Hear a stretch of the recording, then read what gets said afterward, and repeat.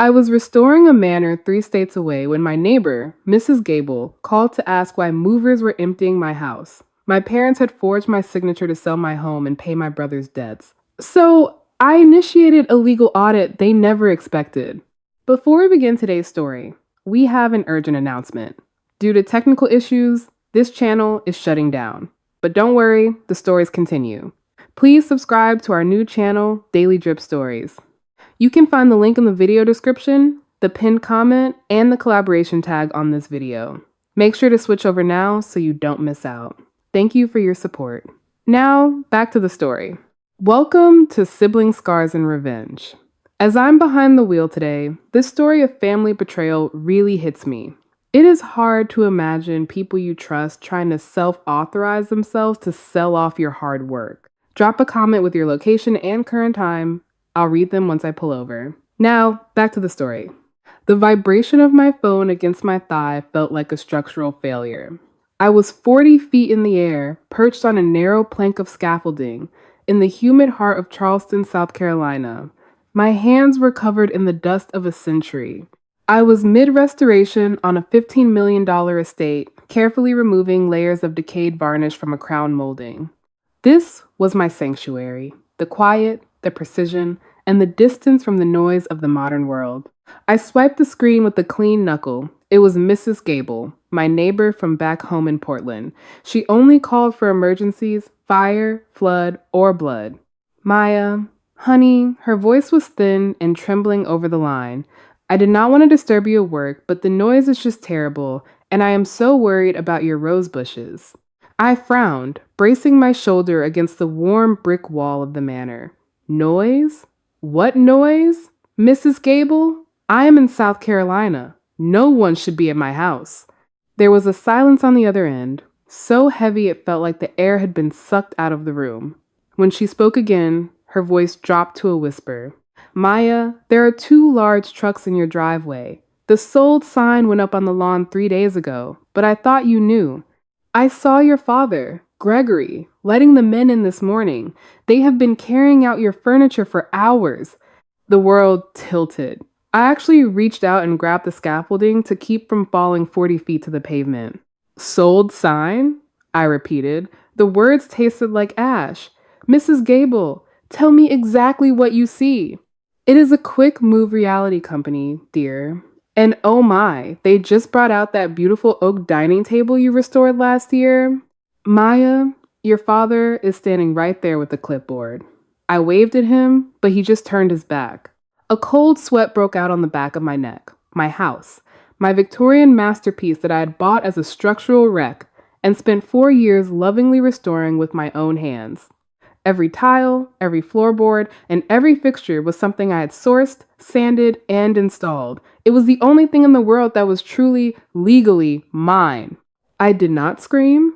I did not cry. I felt a sensation I had never experienced before, a complete physical hollowing out. It was a mechanical clarity, like looking at a blueprint and seeing exactly where the architect had lied. I was not just being robbed. I was being erased. The betrayal was a deliberate execution of my life by the people who were supposed to protect it. I descended the scaffolding with mechanical precision. My muscle memory took over where my brain had short-circuited. I unclipped my safety harness, placed my tools in their designated slots in my kit, and walked toward my rental car. My hands were not shaking. They were cold, calm, factual, and lethal. Once inside the stifling heat of the car, I did not call my mother. I did not call my father to ask why. I knew the why. Sterling. It was always sterling. My brother's failed crypto funds and margin calls were the black hole that swallowed everything our family touched. I opened my banking app. 12 minutes had passed since the neighbor's call. I tapped the screen with surgical intent. I logged into my premium title monitoring service, an account I'd maintained for years to protect my equity from exactly this kind of predatory interference. First, I placed a fraud alert on my property title. Second, I froze the $50,000 maintenance account my father had access to for emergencies. This was not an emergency, it was a heist. I pulled up my email and fired off a message to my firm. Emergency leave. Family fraud detected. protecting the Portland easement. My heart rate was 140, but my mind was a spreadsheet. I was already calculating the cost of the movers, the potential damage to the floors, and the legal fees I was about to incinerate my parents with.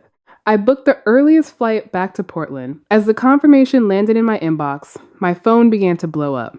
My mother, Pamela, was sending a barrage of texts.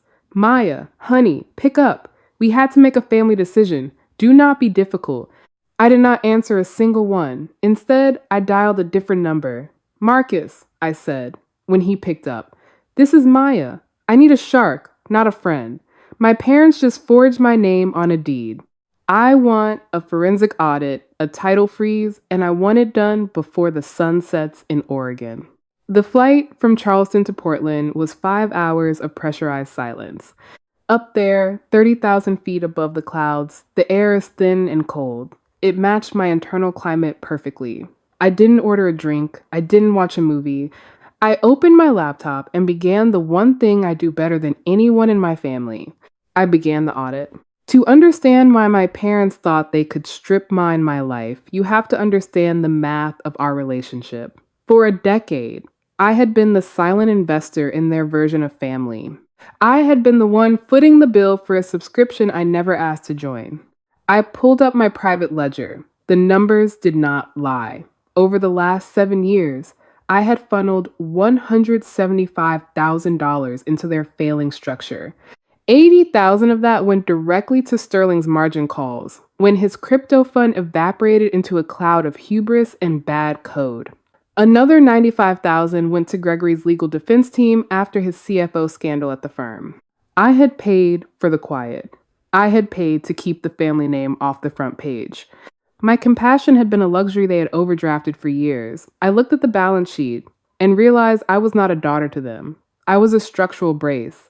I was the person they called when the roof leaked or the foundation cracked, but I was the last person they invited to sit at the table. Then there was the house, the painted lady, my 1920s Victorian in Portland.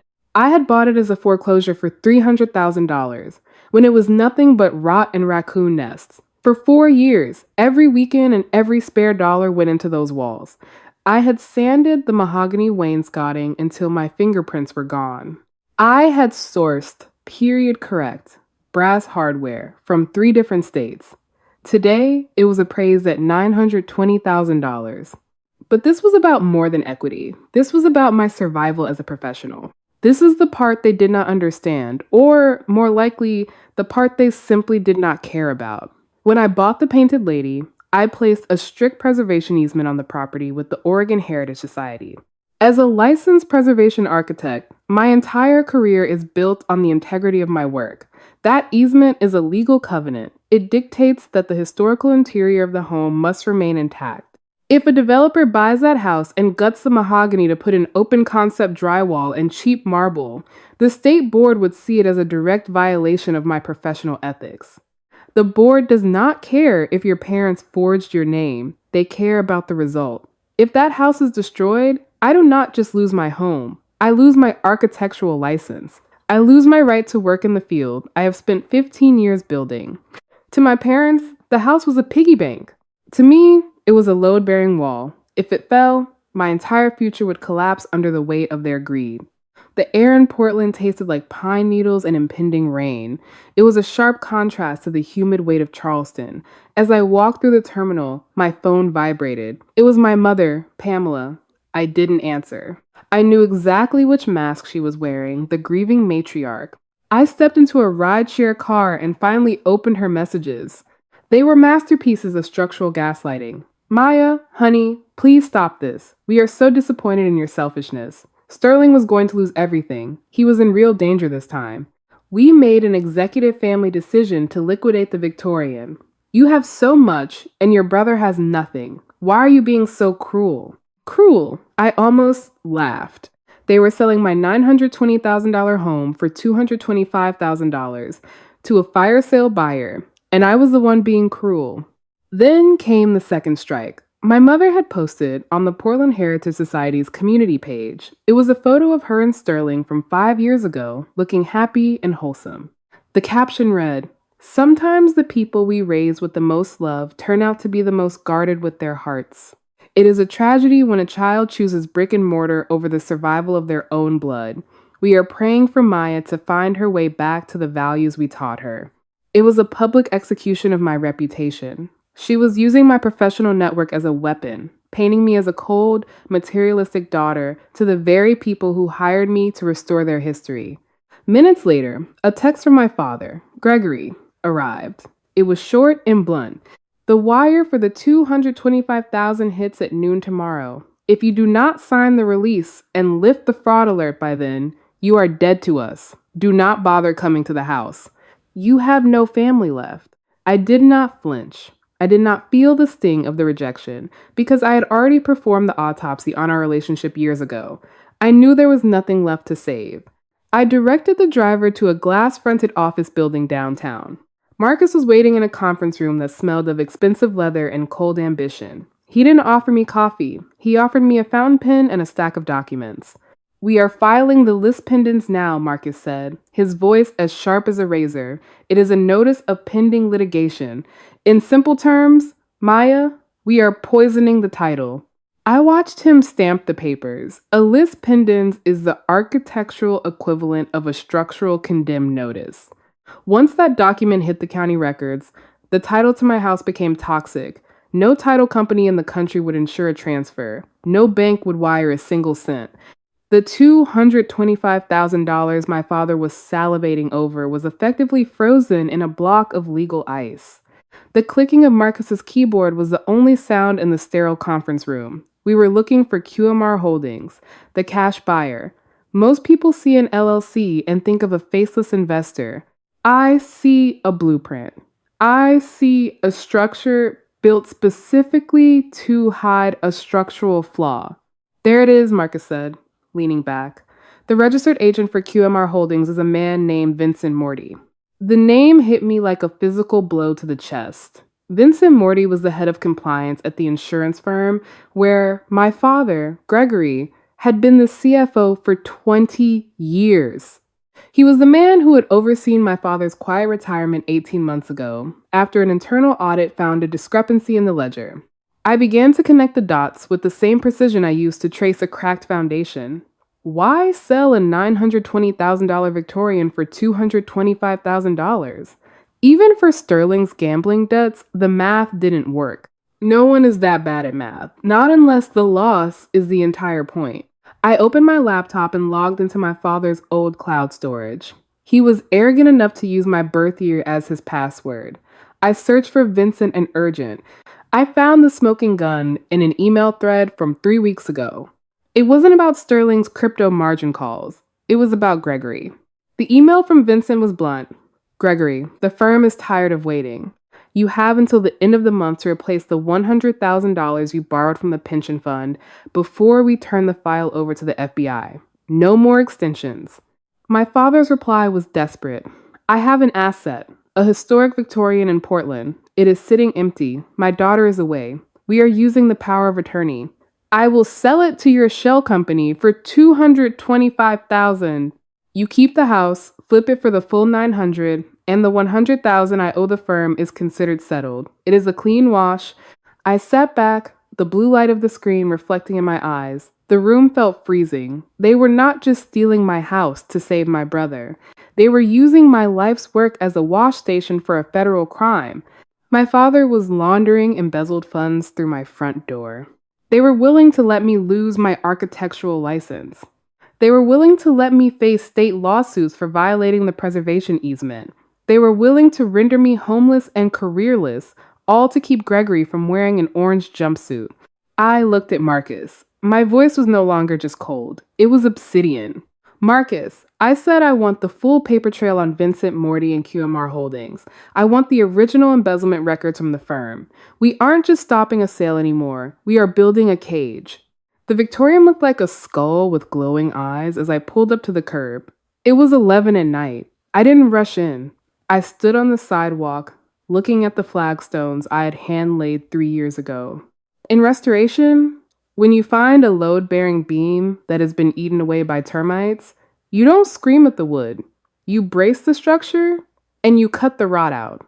I pushed the door open. The smell hit me instantly, greasy pepperoni pizza and my father's heavy, expensive cologne. I walked into the dining room. There they were, Gregory, Pamela, and Sterling, sitting around my hand-restored mahogany table. They had opened a bottle of my 1996 vintage Cabernet, a bottle I had been saving for the day I finished the final gable. Sterling froze, a slice of pizza halfway to his mouth. He was wearing a new gold watch that gleamed under the chandelier I had painstakingly rewired. Pamela was the first to recover. She wiped her mouth with a silk napkin, one of mine, and stood up, her face setting into that mask of disappointed grace. Maya, she said, her voice pitching up into that familiar trill. You finally decided to show up. We were just discussing your living arrangements. We think it is best if you move into the guest suite at our house for a while. Gregory didn't even look up at first. Now see here, Maya, he barked, his voice booming with the false authority of a man who still thought he held the deed to my life. You have caused a lot of unnecessary trouble with that title freeze. I expect you to call your lawyer and lift it immediately. I walked further into the room. I stood at the head of the table, looking at the three of them. They were not scared. They were annoyed. The power of attorney I revoked 2 years ago, I said, my voice low and level. I have the certified receipt. I have the filing from the county clerk. You used a voided legal instrument to commit grand larceny. Gregory slammed his hand on the table. Enough of this legal nonsense. We are your parents. We made a family decision. Your house was the only liquidity we had. It wasn't just about Sterling, was it, Dad? I leaned forward. I know about Vincent Morty. I know about the $100,000 you embezzled from the pension fund. The room went deathly silent. Gregory's face turned a bruised shade of purple. Pamela's hand flew to her throat. Sterling looked like he wanted to crawl under the floorboards. I pulled my iPad from my bag. This is what we call the social exposure protocol, I said. I haven't just been talking to lawyers, Pamela. I have been talking to the Heritage Society. I have been talking to the board at the country club. And right now, they are all listening. I tapped the screen and turned it around. I had initiated a private Zoom webinar 10 minutes earlier. I had invited 40 of their most prominent social and professional contacts. People might wonder how I gathered 40 of Portland's elite on such short notice. As the lead architect for our firm, I managed the guest list for our annual charity gala. I had their private emails and cell numbers synced to my cloud, ready for an emergency update just like this. My mother had already used this very network to publicly attack my professional ethics. This Zoom wasn't just a reveal. It was a recorded, evidence-based disclosure to protect my architectural license before the authorities were notified. Hello, everyone, I said, looking directly into the iPad's camera. My name is Maya. You all know my parents, Gregory and Pamela. What you don't know is that they are currently attempting to launder $100,000 of stolen pension funds through the fraudulent sale of my home to a shell company. Maya, stop it! Pamela shrieked, lunging for the iPad. I stepped back, my eyes never leaving the screen. I began to scroll through the emails Marcus and I had excavated. The wash agreement, the predatory sale price, the evidence of the forgery. Gregory collapsed back into his chair. He looked deflated, suddenly old and small. He realized that the image Pamela had spent 30 years building was being incinerated in 60 seconds. I ended the call and looked at my father. Vincent Morty wants his $100,000 by noon tomorrow. If he doesn't get it, he goes to the FBI to save his own skin. I am not lifting the lease pendants. The house stays mine. But what about the money? Sterling whimpered. They'll come for me, Maya.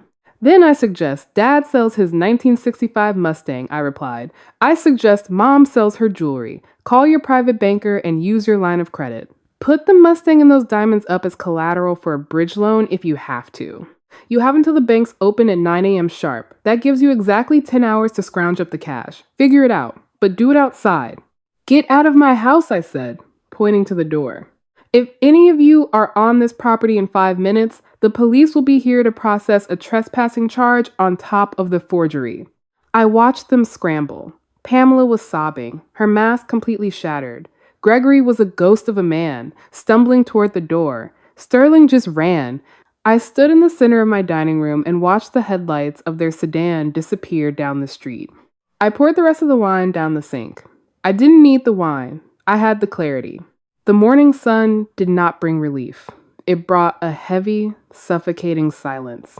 I sat on the floor of the foyer, leaning my back against the front door I had just spent 2 hours resecuring with brand new deadbolts. My house was a shell. My furniture was gone, but the walls were still standing, and for the first time in my life, so was I. The fallout was swift and brutal. Gregory and Pamela had spent the night in a state of frantic, terrified liquidation. To stop Vincent Morty from making that call to the FBI, they had to move faster than they ever had in their lives. A desperate man with a background in corporate finance knows exactly which emergency levers to pull when a federal indictment is on the line. They drained their emergency savings. They took an emergency high-interest loan against the titles of their own luxury cars. Gregory even had to cash out a significant portion of his 401k, taking a massive tax hit that decimated their retirement. They met Vincent in a nondescript parking lot at 11:45 a.m. and paid the debt in full. Sterling kept his thumbs, but he lost his safety net. Within 6 months, they had to put their own home on the market. They moved into a 2-bedroom condo on the edge of the city, far away from the social circles they had spent 30 years trying to impress. On the legal side, Marcus Thorne was ruthless. We went after the notary who had authorized the forged deed. She had been my father's trusted associate at the firm for 15 years, a professional bond he exploited to bypass the legal requirement of my physical presence. She lost her license and faced criminal charges, and to save herself, she rolled over on my father. To avoid a felony fraud conviction, my parents signed a settlement. They paid my legal fees, the full cost of the movers, and the replacement value of every single antique they had sold. It wiped out the last of their cash. It took me 3 months to restore the Painted Lady back to what it was. I bought a new sofa, I found a new dining table at an estate sale, and spent weeks refinishing it. The rhythmic motion of the sanding acted as a form of physical therapy. One evening, I was in my garden pruning the rose bushes. "They are looking beautiful, Maya," a voice called out. It was Mrs. Gable. I smiled, feeling a lump in my throat. I realized then that I hadn't just restored a house, I had restored my life to its original intended state. Peaceful, secure, and entirely mine. Looking back on all of this, I've come to realize something profound about structural maintenance in our personal lives. In architecture, we are taught that some walls are load-bearing and others are just for show. For 34 years, I believed my family was a load-bearing wall. I thought that if I let them fall, the whole building would come down on top of me. But the truth is, sometimes the people who are supposed to be your foundation are actually the rock that is threatening to collapse the entire structure. Choosing to protect your peace, your hard work, and your future is not being selfish. It is structural necessity. If you find yourself in a situation where the people you love are asking you to set yourself on fire to keep them warm, remember that you are allowed to walk away. Forgiveness is a beautiful thing, but it doesn't mean you have to let the people who betrayed you keep the keys to your house. I am estranged from my parents now. I have no relationship with my brother. To some, that might look like a tragedy. But as I stand on my porch in the twilight, eating a piece of blackberry cobbler and watching the wind move through the trees, I know it isn't a tragedy. It is a restoration. I have stripped away the toxic beams, and the building has never been stronger. If you have ever had to cut out the rot in your own life to save your peace, please share this story. Let's build a community of people who know the value of their own blueprints and aren't afraid to protect them. Don't forget to subscribe for more stories of justice and restoration. Thank you for being here with me.